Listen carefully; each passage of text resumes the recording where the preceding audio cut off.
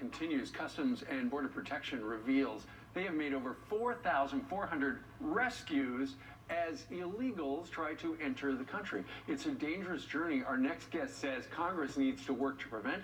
Acting CBP Commissioner Mark Morgan joins us from our nation's capital. Mark, good morning to you.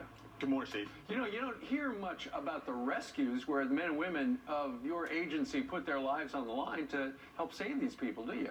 Steve, you're spot on, and thanks for giving me just a minute to talk about that. This is why that I say the men and women of CBP are heroes. Look, 4,400 just this year. They're risking their lives, while the cartels and the smugglers, they don't care about these individuals that are illegally in our country. But the Border Patrol agents and the officers do. They're risking their lives every single day.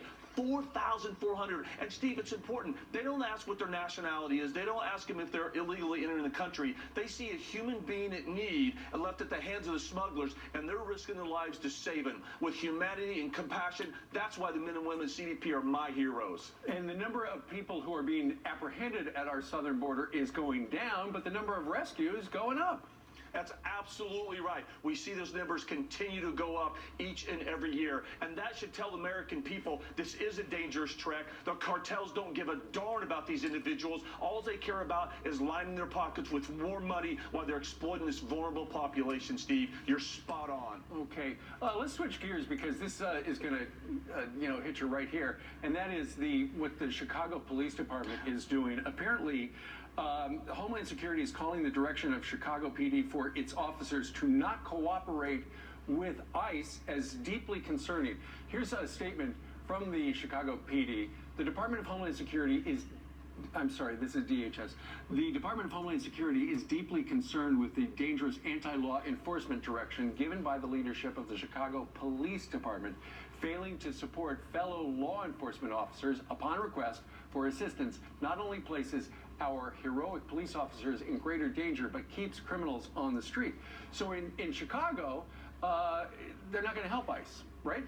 That's right, Steve. Look, I've been doing law enforcement for a few decades, and I can tell you, I'm a lot more than concerned about this politically driven policy. What the citizens of Chicago need to understand is this policy is going to create more victims in their city. ICE has and always will. Their priorities are go after criminal aliens, not just aliens that are here illegal, but criminal aliens that are here illegally and have committed additional crimes against the city of Chicago in this incident. Just last week, ICE arrested and apprehended a Mexican national that had been deported twice for sexual abuse. This kind of policy would make that harder for ICE to do. It's outrageous, it's reckless, and lives will be in danger because of this. Because you've been doing this line of work for decades, as you said, when did it become okay not to enforce the laws of the land?